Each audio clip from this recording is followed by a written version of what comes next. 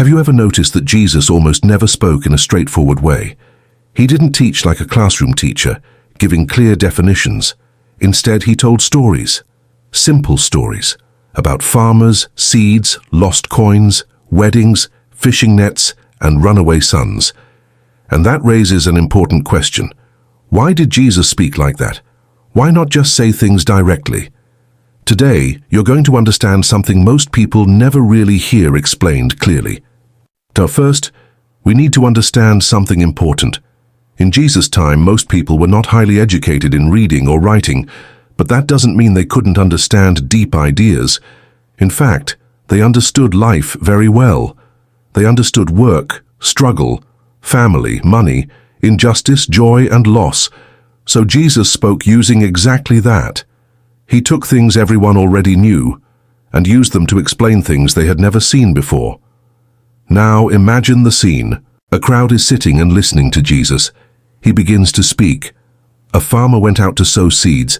Immediately everyone understands, because they've all seen that before. But then the story starts to shift, and suddenly it becomes something much deeper. It's no longer just about farming, it's about life, about choices, about the human heart. And here's the key point. Jesus didn't speak in parables to hide the truth. He spoke in parables to reveal the truth, but only to those willing to see it. Think about it. Two people can hear the exact same story. One person says, "That's just a nice story." The other person pauses and thinks, "Wait, this is actually about me." That's what a parable does. It doesn't force understanding. It invites it. There's another important reason too. Jesus knew that not everyone was ready to hear everything all at once. Some truths are like strong light. If you shine it directly into someone's eyes, it can overwhelm them. But if you let their eyes adjust slowly, they can actually see clearly. Parables work the same way.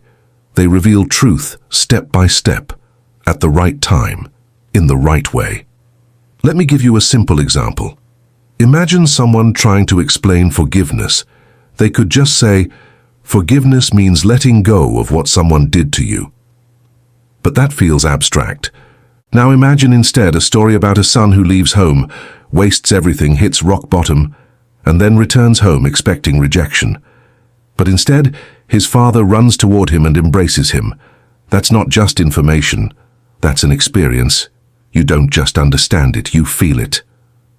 That's what Jesus was doing. He wasn't just trying to inform people, he was trying to transform them. He wanted people not only to understand with their minds, but to feel it in their hearts. But there's something else going on too. Parables also reveal something about the listener. Some people were genuinely trying to understand, others were just curious, and some were only there to criticize. Over time, the parables made that clear. Those who wanted to understand eventually understood. Those who didn't just heard stories. Now think about your own life for a moment. Have you ever heard a story, a quote, or even advice, and only later realized it actually described your situation perfectly? Sometimes we don't understand meaning right away. We understand it later, when life happens. And that's exactly how parables often work.